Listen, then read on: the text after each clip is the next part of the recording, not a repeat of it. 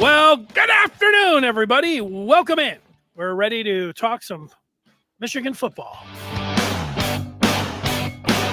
As camp goes on and August ticks down, we get close to the opener. We've got former Wolverine Jerry Diorio, who is joining us live a couple minutes past 2 o'clock on this Friday. And Jerry, you're looking good in your new setup there. You got a new studio. How you doing? Down here. Hey, great to be a Michigan Wolverine, Denny. Down here in Pittsburgh, Pennsylvania. Just outside of northeastern Ohio, Youngstown, Ohio. Down here visiting some family, some of my wife's family, and enjoying Pittsburgh, Pennsylvania right now. Yeah, Jerry, Youngstown, very close to Pittsburgh, right? The whole thing. When you walk in, you don't have to pay for meal. Youngstown. Can you hear me, Denny? Are we okay? Yeah, you're doing all right. You froze up a little bit, but you're all right. You're doing good. Tell me, you don't have to pay for meals down there in Youngstown or in Pittsburgh? No, I still have to pay for meals. Hey, listen, here's the deal, though. Youngstown is so central. Okay, it's right between Cleveland and Pittsburgh. Half the town roots for Pittsburgh and the Steelers. Half the town roots for Cleveland and the Browns. So that gives you some proximity of where Youngstown is and how it's divided up in the professional ranks. And they love their football down there. That's for sure. We do know that. That's good. Oh, yes, they do. Oh, yes, they do. Well, we are. Corey, what's up, buddy? Everybody is excited about football for sure. And what we are talking about today is we've got the Hype Train 2.0. Jerry has picked somebody to put on the Hype Train, so we'll do that coming up shortly. They asked Jerry to be the conductor of the Hype Train, and he took it, put his special flair on it. Also, Jim Harbaugh is coming back to Michigan. He'll be there for the opener. We'll tell you all about that. We're going to start with some camp news, and the camp news, Jerry, is out of the gate. It has to do with the quarterback position. And the news is that Alex Orji, if the opener was tomorrow or next Saturday, you're looking at the starting quarterback from Michigan. When you hear that he, if there is a decision to be made right now that he is the QB, what's that mean to you? What does that tell you? What do you think? It tells me, Denny, that Alex is being accepted not only by the team but also by the coaches, and if they're putting their kind of confidence in Alex right now, pretty much solidifying that starting spot, I think that's good news. I think we're going to see a more an even more grounded game a little bit. I think there's going to be a lot more quarterback designed runs in our offense. And I also think there's going to be a lot of play action passes that are going to be open. So if they're settling on Orji, I mean, he made it through the camp. Tuttle, 7-year player, injured, great backup, but he did not go through camp. And I think spring camp is tremendously important, especially at the quarterback position, especially at a new quarterback position, gaining the confidence of not only your teammates, but also your coaching staff.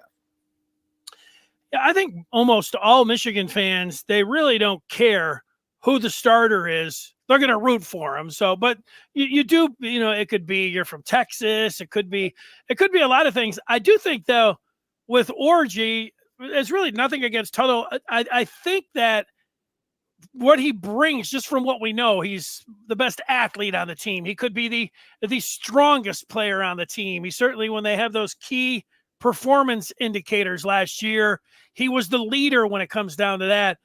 And, you see these videos of him doing a 360 from a standstill in the basketball court. He's, all of these things that, that he can do.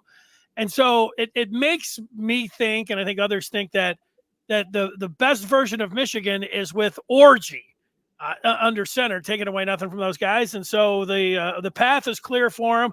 I also think if there is a rooting interest for Orji, it's that Michigan plays Texas in week 2, and he's from Texas. I like that. I like having him, Yes.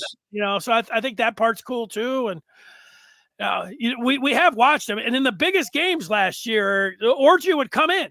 Here he is against Ohio State. He's in there against the Rose Bowl. I mean, they were bringing him in, and I just remember him saying after the spring game, standing there and saying, the question basically was, what makes you think that, you can perform at this level? And he said, I've been going against the number 1 defense. I've been the scout guy for the last 2 years. He's like, I've seen the best. And, that's what gave him the confidence, saying that he can do that. I liked hearing that. He is going against some of the best of the last 2 years. And the scout guy, you could be quarterback number 2. I don't know if you're going against a 1. Certainly if you're quarterback 1, I don't know how often you're going against the 1s, but when you're the scout guy, you are going against those 1s, Jerry. So he was putting the fire a lot over the last 2 years and from that standpoint. Alex Orji is going to have a lot of attitude going into that Texas game. Let's hope it's not, the hype sometimes gets you out of your game a little bit. And there's going to be a tremendous amount of hype, but he's going to want to send a message back to Texas that you guys messed up. You should have picked me. And I think he's going to be ready for that game. I think he's going to be ready for his start against Fresno. And I think he's going to do an outstanding job for us. I really do. And how can you argue with what he said? I mean, he has gone against the best defense for the last 2 years exclusively. I mean, he's seen the best of the best every day in practice. Why wouldn't we think he's got some confidence in himself and he's ready to go and take that leadership role? I'm excited about him. I think it's going to be a little bit different offense. I think it's going to be a lot more quarterback run oriented with a lot more play action pass. I'm excited about Alex Orji being a quarterback. Tuttle and I'm not saying anything bad about Tuttle or any other quarterback. It looks like our quarterback position has got a lot of depth in it, and that's exciting. I'm a little intimidated. This is a picture off of Alex Orji's Instagram. He's got the black shield, and he's wearing the blue top there. I'm a defensive back walking up. I'm a little intimidated looking at this guy, knowing that I have to tackle him. As an aside, Ferris, we met, speaking of the spring game, right before the spring game, Jerry, we met Ferris, and he's talking about getting the Maize and Blue Review to 5,000 subscribers. And he's talking about the work we put in, and we're almost there. So a great point, Ferris. If you're out there and you have not subscribed to the Maize and Blue Review podcast or VCast, do it and get us up to 5K. We'll have to have a special little 5K party when that happens. And so good looking out for us that way. And yeah, AO, Alex Orji, as QB1 right now. That is A-OK for Michigan fans. That is good news. That's the kind of thing you want to hear when you're in fall camp. If anything's coming out saying, hey, Alex Orji, and it's not like, the others have gone by the wayside. Apparently he's jumped up there and grabbed it. That's what you want to hear as well. Absolutely. Jared, before we go to these next two, tight end speed and the offensive line battles, Michigan has just added a bit of signage right below their gigantic scoreboards.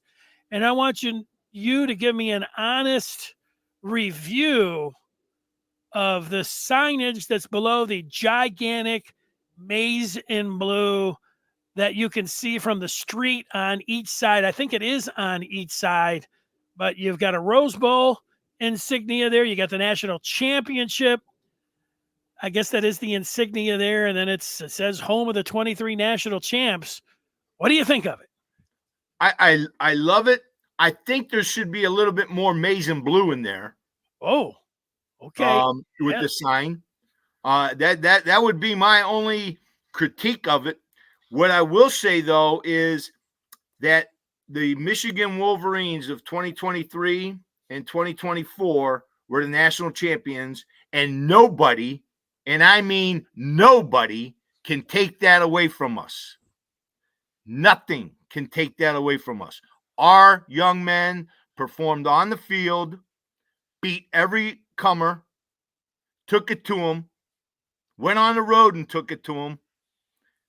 Just change the color, maybe maize and blue a little bit more on that color sign. But that is something that those young men, nobody will ever be able to take that away from them. Once you're a champion, you're a champion. Well, and I think what a lot of people, and it really is a good way to operate with all the things that are going on with, show causes and this and that, the suspensions and everything else, is that the new president of the NCAA, after Michigan won the national championship, said they won it fair and square. That should be something that people remember that and point it out. And I think that is the first thing that should be pointed out when anybody wants to come at you and say anything about this or that and everything else. To say, the president said that we won it fair and square. So I don't think buying hamburgers or doing what every other college team does by trying to get other people's signs, I don't think that's a huge advantage. I don't think that puts you in a national championship category. I think winning it on the field does. Okay, we'll get to some of that when we talk about Harbaugh coming back. Corey is in the house. Juju saying that Jordan Marshall's moving up to running back 3, so he's excited about that. I'm not sure. I hadn't heard that myself, but that wouldn't be a huge surprise.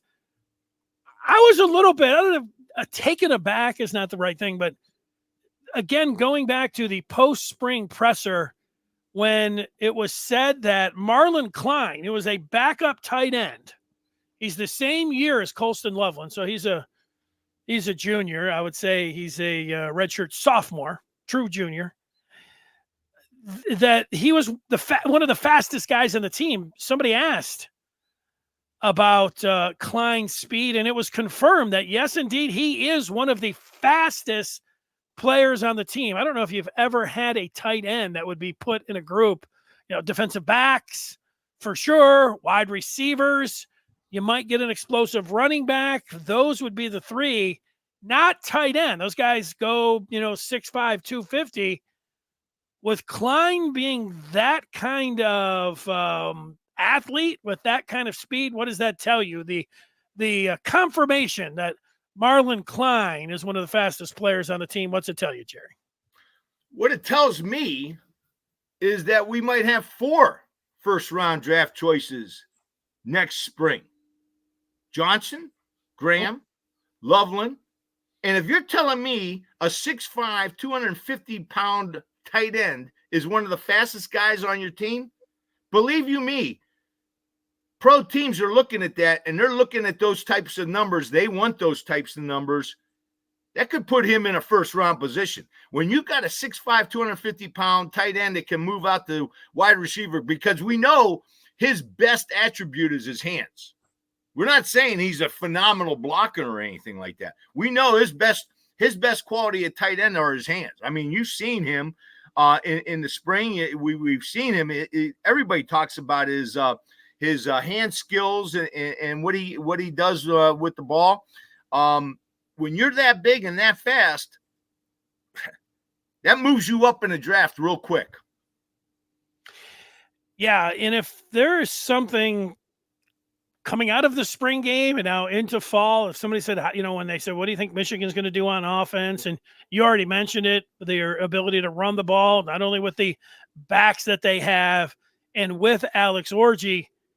We know the kind of wide receivers that they have, but Colston Loveland, his ability to run routes, catch radius, his side, his speed, he, as you mentioned, going to be in the first round. What I saw, it looked like Michigan was dragging these tight ends. They did it not just with Loveland, not just with Klein, but then you had the 2 sophomores and Tonelli and Marshall. Mm-hmm. They were doing it. They would, and all of them are like carbon copies. They're all like 6'5", 250. They all would line up, and then you just saw them dragging across the field, and the quarterbacks would hit them, and then they would run for 20 or 30 yards, and that's a matchup. That's a matchup.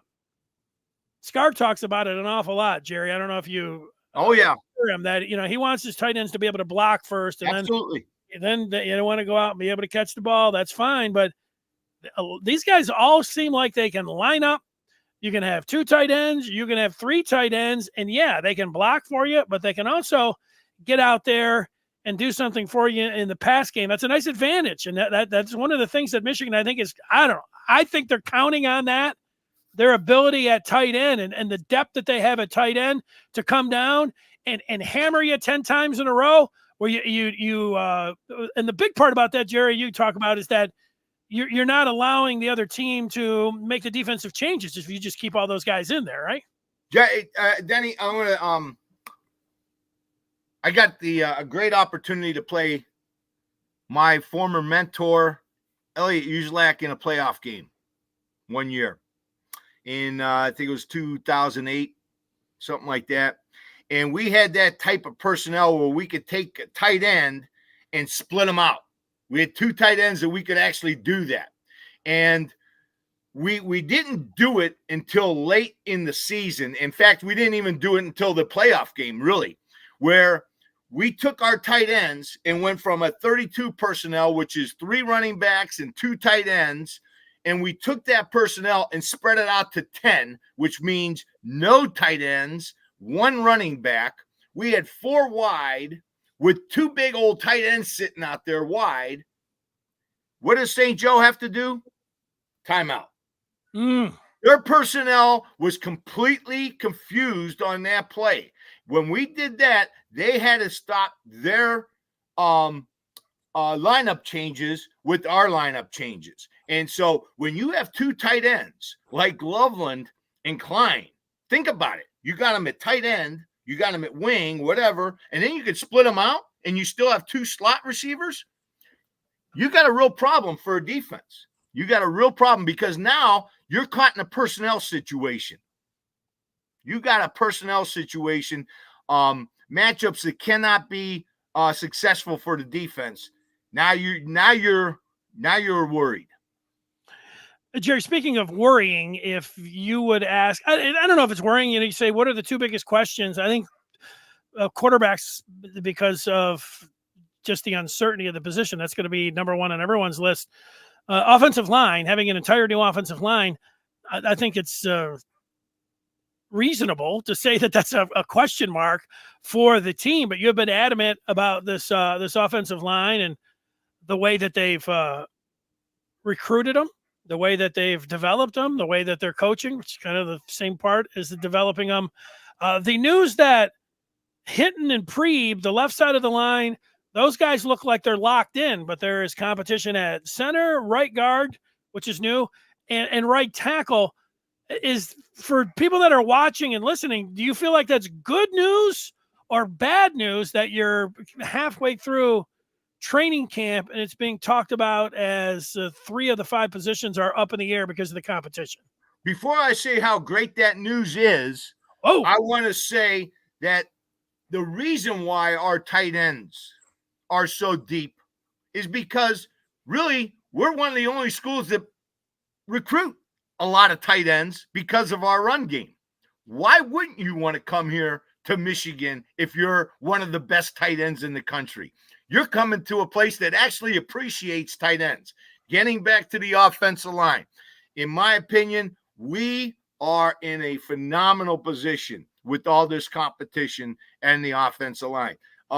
You're talking about who is it? Gentry and Percy at the right tackle. That's great competition. Correct. That's phenomenal competition. You know, I'm going to probably get into this a little bit more. Well, I'll go to guards first. El Hadid and how do you say his last name again? I always say Gaidis. Jadis. Jadis has been grading out in the spring, and from what I'm understanding in the summer so far, is one of the best offensive linemen grading out this year. He has been a phenomenal grade on the offensive line. So, and El Hadid, we've seen him all throughout his career. The one problem I have with El Hadid, he seems to have a little bit of an injury issue. I'm a little bit concerned with that. But you add El Fabi, Jadis, El Hadid at that, and remember, we're not even talking about the starter Preeb at guard. You got 4 offensive guards that can play anywhere in the country. You got 3 offensive tackles that could probably play anywhere in the country. And Hinton might be a 5th first-round draft choice with his body size, what he's offering. If he has a great year, he could move up into that draft choice into the first round. Remember, his dad was a first-rounder, and his dad was doggone good. He was a doggone good football player. But you got 3 or 4 offensive tackles. You got Link being mentioned all over the place. You got the 4 guards. You got 2 centers. You know, when I was at Michigan's football camp, when Rich Rod was the head coach, their offensive line coach was a guy by the name of Greg Fry. And he taught me one thing that I would always utilize. And he said, you don't know how important your center is until you get a center hurt. And that's why he used to have his centers snapping the ball, all his offensive linemen snapping the ball. His whole offensive line, tackles, guards, centers, they take pre-snap snaps before practice because he felt like he could never have enough centers. You could always, if you can move a guard or a tackle to center, that is a great benefit for you. Right now, we've got 2 centers, might be the 2 best centers in the Big Ten. Wow. So it's good that I'm glad to hear that. And Glenn Fry, offensive line coach, I also liked him. Glenn Fry, yeah. I thought he did a great job with the Eagles as, as their vocalist and guitarist. Is that what he was too? Glenn Fry for the Eagles? Denny, you got me. You got me, Denny. Well, yeah, okay, whatever. From Rochester Hills, that Glenn Fry. Yeah, so the question is, there could be some people like, well, I don't know, maybe neither of these, none of the guys are any good. That's the competition, but you don't take it that way, No, not at all. Not at all. I'm taking it as we've got some hungry guys that have been waiting their line and they want to get on the field. And these guys were all blue chip recruits. And they're making, you know what they say, Denny, iron sharpens iron. They're making each other better. And they're making the competition is making us a much better team up front. I've heard it. Let's look at some of the feedback before I think there is a train due here in 1 minute coming down the tracks. Can't wait. We're getting, here it is. People cannot wait.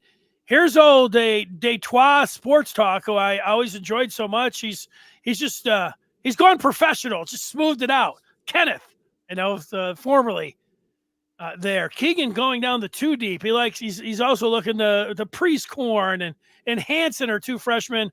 Olish, who's a recruit. Eli Owens from Tennessee. If Michigan has a pipeline in one position, it does look like the tight end, and it is going to be something that they have developed, that they play, and that could factor in with this offense, what we're talking about. And then you see the 2 every year that they're putting in. And just think about the guys that they've had over the last 2-3 years at the position, what they have right now, what they have behind them. It's a great point by Keegan, Jerry. Yep, absolutely. And you know what? I'm going to dovetail on Keegan. If we remember back to that spring game when we did the video on him, we saw some freshman tight ends that could really get after it and block him. Priestcorn and I think it was Hansen who was the other one. But we saw some real blocking tight ends from that. I saw some blocking tight ends in that freshman class. Kenneth is thinking about the transfer portal pickups will be the biggest additions on this team. I think the first 2 for sure. Preeb would be the best offensive lineman. And then Jay-Sean Barham, everybody that, he was number 1 in our hype train edition 1.0. I think those 2 right off the bat, but he's talking about others, and they have 10, I believe, this year. So yeah, there's a lot to choose from there. Yep. And the depth that they've got from some of those guys, the defensive backs that they were able to bring in. That's it. Okay, let's get to the hype train 2.0. And Jerry, if you were going to hype somebody up, I asked you to do it. The floor is yours. Where would you go? Denny, like always, I kind of go a different route when you ask me these questions and you wanted me to pinpoint a player. I'm going to pinpoint a position. And that is the center position, which gives me the opportunity to talk about two players, Greg Crippen and Raheem Anderson out of Cass Tech. Like I said earlier, Greg Fry, when he was the line coach, taught me have your entire offensive line taking snaps, because you can never have enough centers ready to go. If you get one center hurt, that can change an entire season. You think about it. Every play starts with the center. The center is the key to getting, you take for granted the shotgun snap back to the quarterback. You take for granted, everybody does. Well, think about the Alabama game last year. What cost Alabama? The center quarterback exchange. And, oh, by the way, he's at Ohio right now.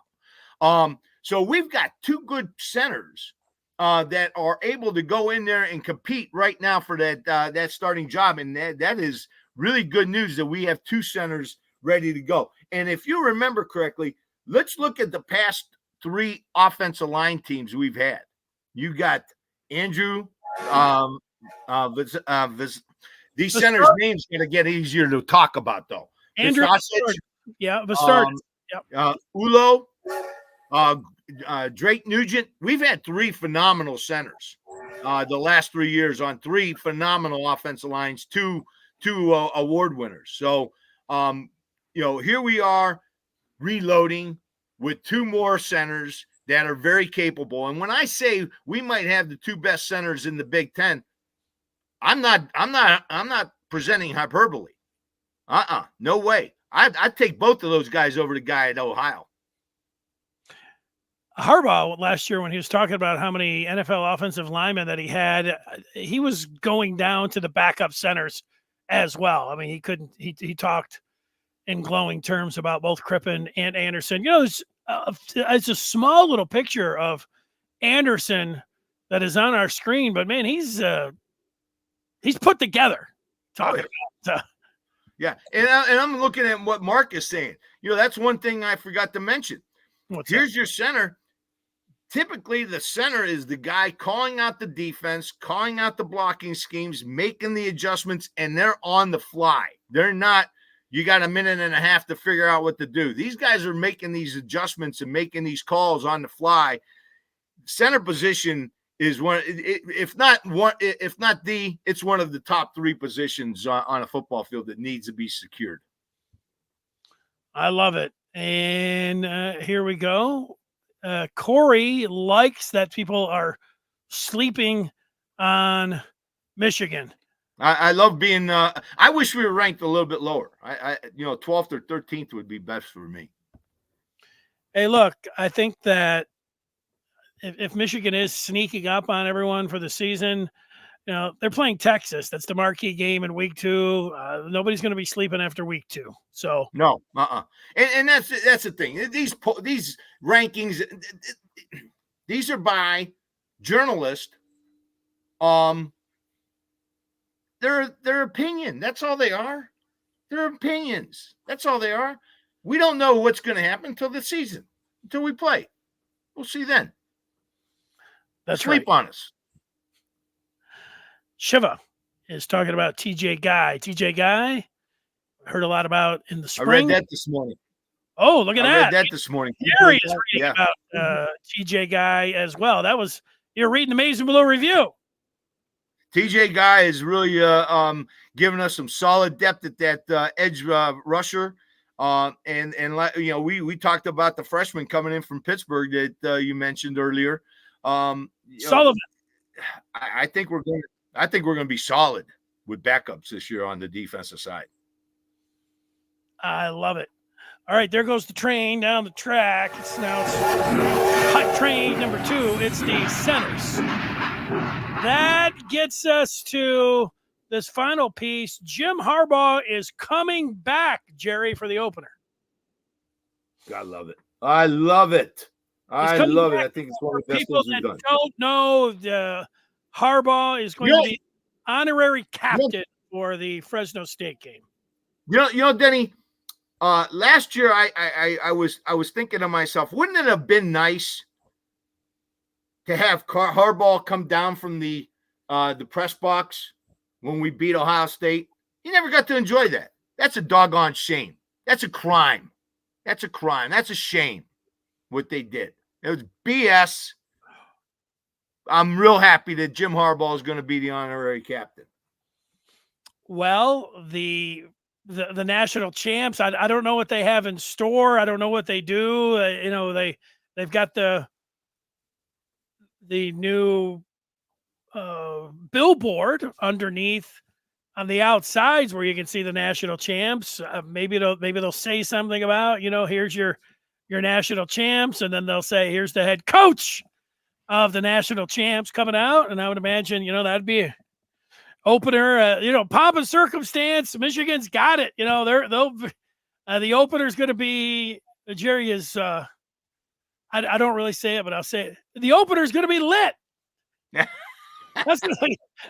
That's going to be a lot of fun, having the coach come back. And this on the heels of Harbaugh getting the news of, the NCAA gave him the show cause for 4 years. You had a point on that you wanted to make with the honorary captain. I'd just say, Michigan is, the cup, not a coincidence. A couple of days after, you hear that Michigan's like, we're going to make him our honorary captain.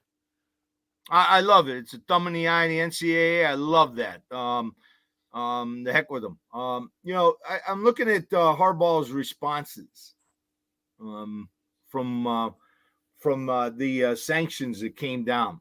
He's not supposed to do anything in college football until 2028. By then, the NCAA will be gone and he can come back anyway. So, anyways, never lie, never cheat, never steal.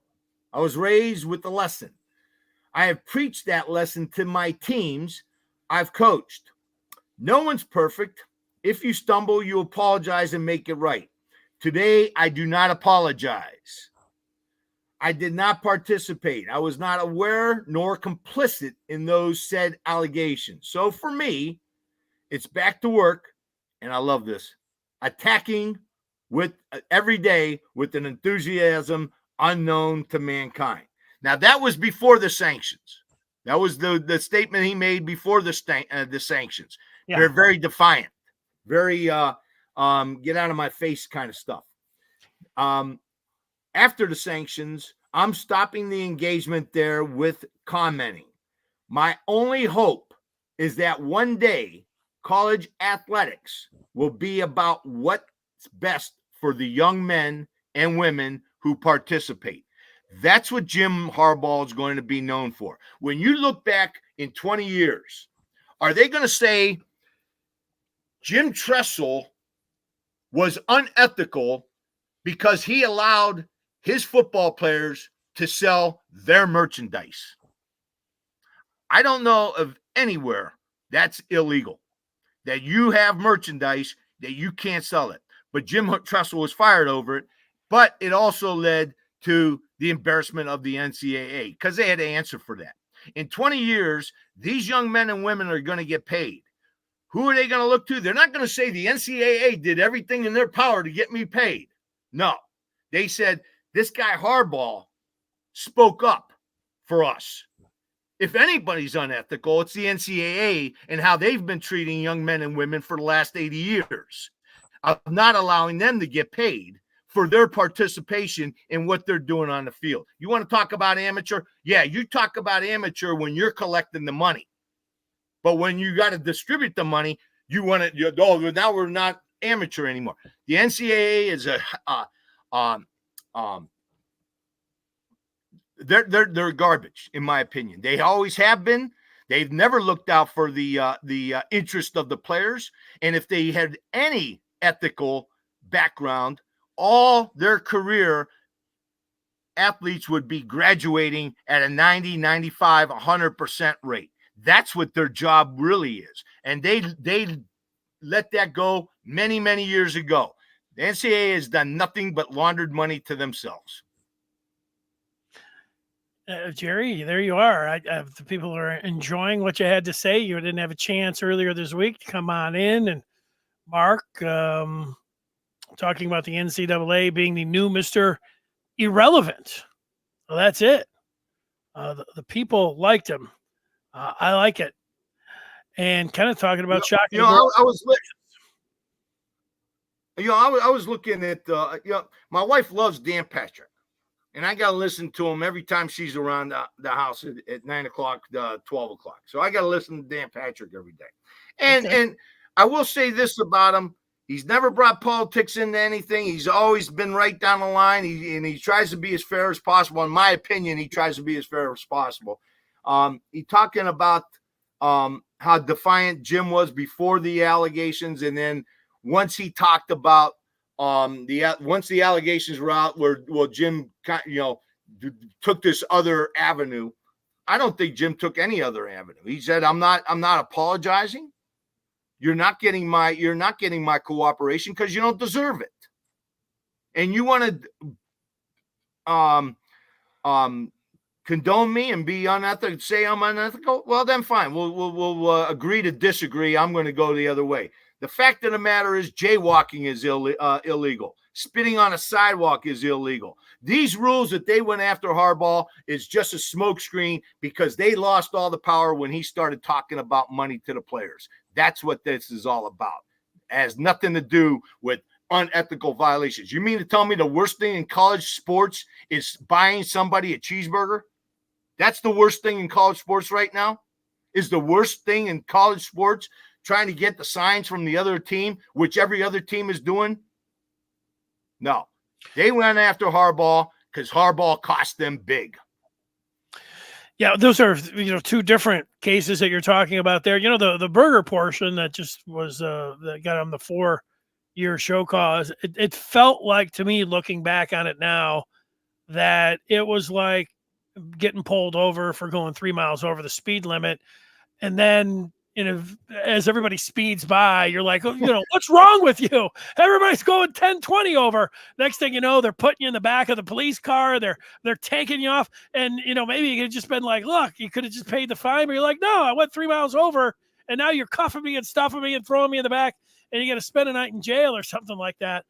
I kind of feel like that's how. It really ticks you off, Denny, is when your license plate is from the different state that you're getting pulled over. Oh, yeah. Like when you're running a Michigan license plate through Ohio and you're getting pulled over and you're seeing those Ohio plates just storming past you. Yeah, exactly.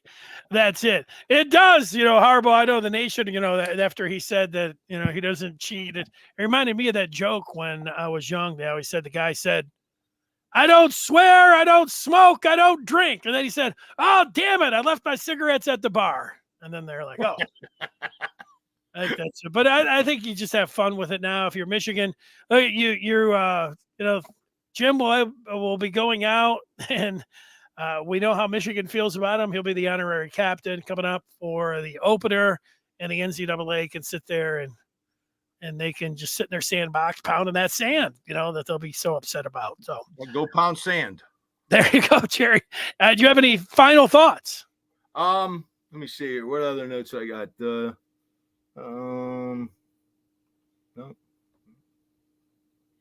Oh yeah, I do have some other thoughts. You had some other thoughts. They're going after. This is the ridiculousness of this whole investigation. They're going after Clinksdale because what did he do? He helped somebody get on a social media page or something like that. He wrote a check for a charity outing or something too. Yeah, they didn't do a good job helping themselves out with those. Colin Cowherd hit this nail all over the place. He was on top of it. These are low-lying fruits that the NCAA are going after because they know they got embarrassed by Harbaugh, and what he said was the exact truth. I mean, this is nothing. This is all about nothing. This is all about nothing.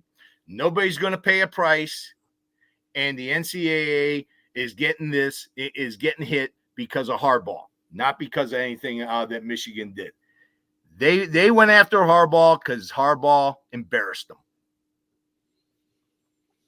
There it is. Jerry, have yourself a great week. We look forward to talking with you next week. more camp news. We'll have more on the hype train. It'll see just how many people we can put up on that train, and we'll be that much closer to the start. Hey, Denny, we got high school football coming up here, too. I do want to say one thing. I'm a little bit worried. I'm a little nervous about Illinois. Did you see those new uniforms they're coming out with? I did see the uniforms. Yes, they look. Those are old school, aren't they? Well, the helmet's going to look like Red Grange's. Red Grange area and stuff. Leather helmet, and then the uniform. They look pretty cool. Yep. I am worried about that 2-game stretch. I will say that I'm serious about this. Washington at Washington. I know they're hurt. I know they got a lot of people missing, but going up into Seattle and winning a game, one of the toughest things you're going to do in college football. Number one, and then coming back and going against Illinois. Illinois is going to be fired up. That's going to be the biggest stretch of our season, in my opinion. All right, we'll keep an eye out there. Jerry, again, have a great weekend. Smash that like button, as Ferris was talking about. Get us up to 5K for the subscribers, and we'll have a little party when that happens. All right, Jerry, have a great week and enjoy your time in the Keystone State, right, in Pennsylvania, and we'll see you back in Michigan before so long. Hail to the victors, fellas and ladies. Yeah, all you ladies that are listening, we appreciate it. There he is, Jerry Diorio.